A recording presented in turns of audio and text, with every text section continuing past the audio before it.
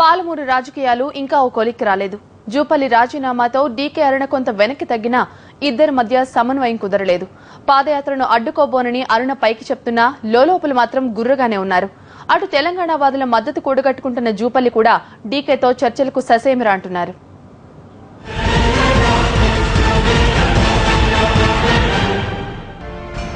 పాలమూరు పోరు ఇప్పట్లో చల్లారే సూచనలు కనిపించట్లేదు. జూపల్లి కృష్ణారావు గద్వాల పాదయాత్రను స్వయంగా అడ్డుకుంటానని చెప్పి అనిశ్చితికి తెరలేపిన మంత్రి డీకే అరుణ ఆయన రాజీనామాతో కాస్త వెనక్కి తగ్గింది. పాదయాత్రను అడ్డుకుంటానని చెప్పలేదని నిరసన మాత్రమే తెలుపుతానన్నట్లు మాట మార్చింది. ఇందుకు కారణం లేకపోలేదు.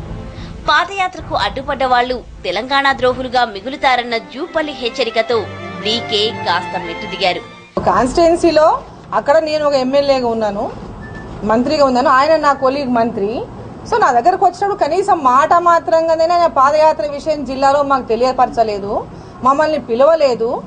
కనీసం నా నియోజకవర్గానికి వచ్చేటప్పుడు అయినా నన్ను కనీసం అమ్మ నీ కాన్స్టిట్యున్సీకి వస్తున్నాను అడగాల్సిన ధర్మం ఉందా లేదా అని అడిగినాం.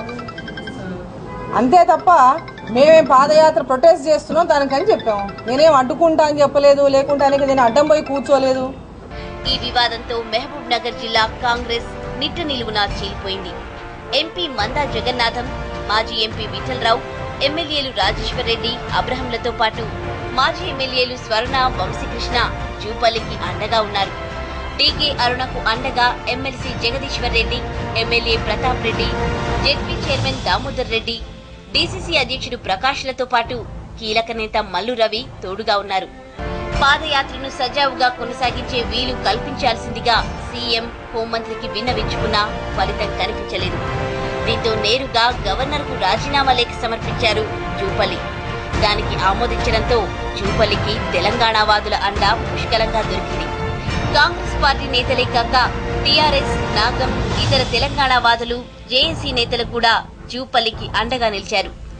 బంతిని వైరి వర్గంలోకి నెట్టేసి కాసింత ఉపశమనం పొందినా టీడీపీ అవిశ్వాస తీర్మానం ప్రకటన జూపల్లి పాదయాత్రకు తాత్కాలిక బ్రేక్ వేసింది.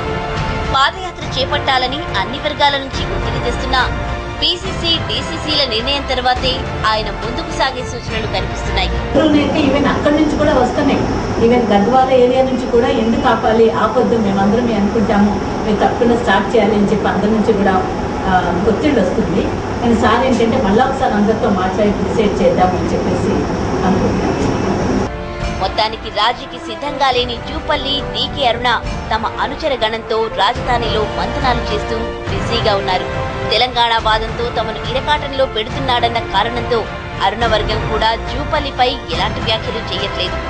ఏకాభిప్రాయంతో అందరూ కలిసే నిర్ణయం తీసుకుంటామని చెప్తున్నా రెండు వర్గాల మధ్య ఇప్పటిదాకా ఎలాంటి సంప్రదింపులు జరపలేదు.